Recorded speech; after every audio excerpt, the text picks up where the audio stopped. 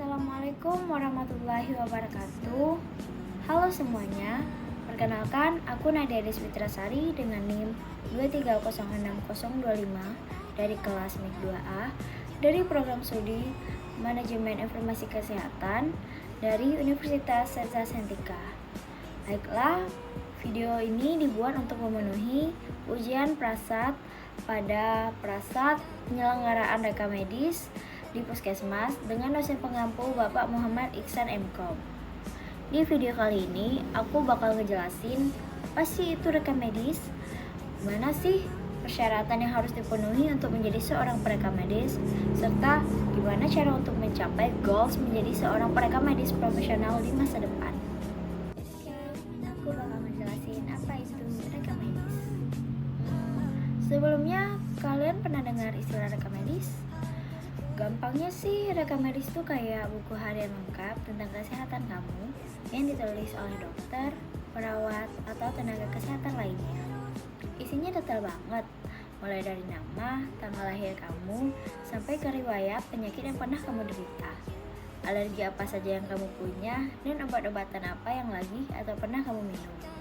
Pokoknya semua perjalanan kesehatan kamu tercatat rapi di sana. Jadi dokter bisa punya gambar lengkap tentang riwayat kamu. Selain itu, di rekam medis juga ada catatan pemeriksaan dokter kayak tensi darah, berat badan, atau hasil ronsen dan tes lab kamu. Bahkan kalau kamu pernah operasi, detail operasinya juga ada loh di situ. Setiap kali kamu ke rumah sakit atau puskesmas, setiap keluhan dan tindakan yang diberikan bakal dicatat. Ini penting banget biar dokter-dokter yang berbeda bisa tahu kondisi terbaru kamu tanpa harus mengulang banyak pertanyaan. Jadi, rekam medis ini penting banget buat panduan dokter dan perawat dalam menentukan pengobatan apa yang pas buat kamu. Bayangkan, kalau kamu alergi obat, catatan di rekam ini bisa mencegah dokter memberikan obat yang salah. Makanya harus dijaga dengan ketat isinya. Dan gak sembarangan orang bisa melihatnya ya, demi menjaga kerahasiaan dan privasi data kesehatan kamu. Selanjutnya aku bakal ngejelasin gimana sih caranya menjadi seorang perekam medis profesional serta apa saja sih persyaratannya. Nah, kalau kamu tertarik banget buat menjadi penjaga atau pengelola rekam medis, profesinya ada loh namanya, yaitu perekam medis dan informasi kesehatan atau disingkat PMIK. Profesi ini punya peran penting banget dalam mengatur dan menjaga data kesehatan pasien. Syarat utamanya yaitu pendidikan. Biasanya kamu harus kuliah di jurusan rekam medis dan informasi kesehatan, entah itu D3 atau S1. Di kampus, kamu bakal belajar banyak hal, mulai dari istilah-istilah medis yang rumit, cara mengklasifikasikan penyakit, sampai cara pakai sistem komputer buat nyimpan data pasien. Setelah lulus, perjuangan kamu masih belum selesai. Kamu wajib ikut uji kompetensi dulu biar bisa dapat surat tanda registrasi atau STR. Uji kompetensi ini semacam ujian akhir profesi untuk memastikan kamu punya ilmu dan skill yang mumpuni sebagai seorang PMIK. Kalau kamu lulus uji kompetensi, barulah kamu bisa mengurus STR. STR ini semacam SIM-nya para tenaga kesehatan. Bukti kalau kamu resmi dan diakui sebagai PMIK yang kompeten dan siap bekerja. Tanpa STR, kamu belum bisa praktik secara legal. Jadi, intinya, proses untuk menjadi PMIK itu ada tahapannya, mulai dari sekolah yang betul, dapat ilmu yang banyak, lulus uji kompetensi, dan pegang STR.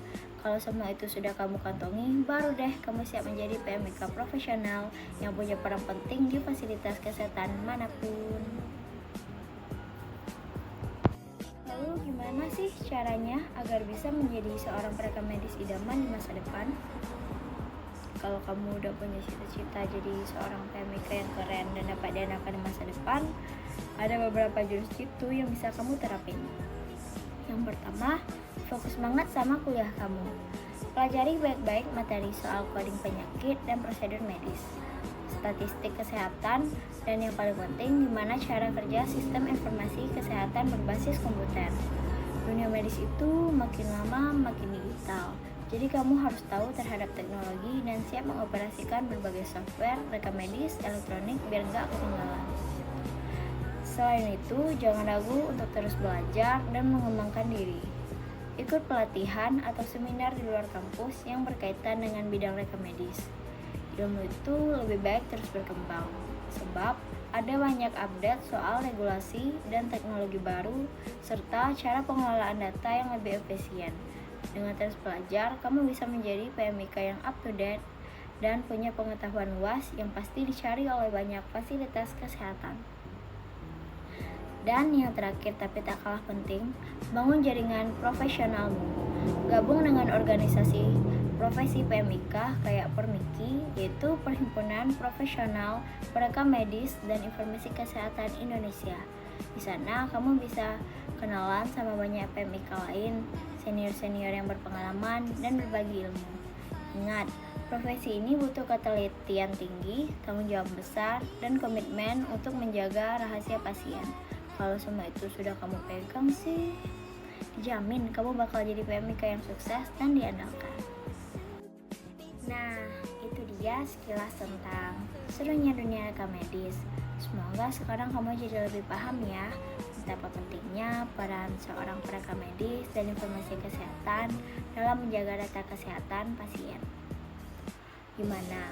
Menarik kan profesi PMIK ini? Kalau kamu punya passion di bidang kesehatan dan suka dengan data, mungkin ini adalah jalan karir yang pas buat kamu. Ingat, setiap catatan yang kamu buat punya arti besar bagi pasien. Terima kasih telah menyimak video ini sampai akhir. Semoga penjelasan aku tentang rekam medis ini bisa membuka wawasan kamu. Serta jangan lupa untuk menjaga kesehatan, dan sampai ketemu lagi di video edukasi lainnya. Baiklah, jika ada kata-kata yang salah, aku mohon maaf. Aku pamit undur diri. Assalamualaikum warahmatullahi wabarakatuh.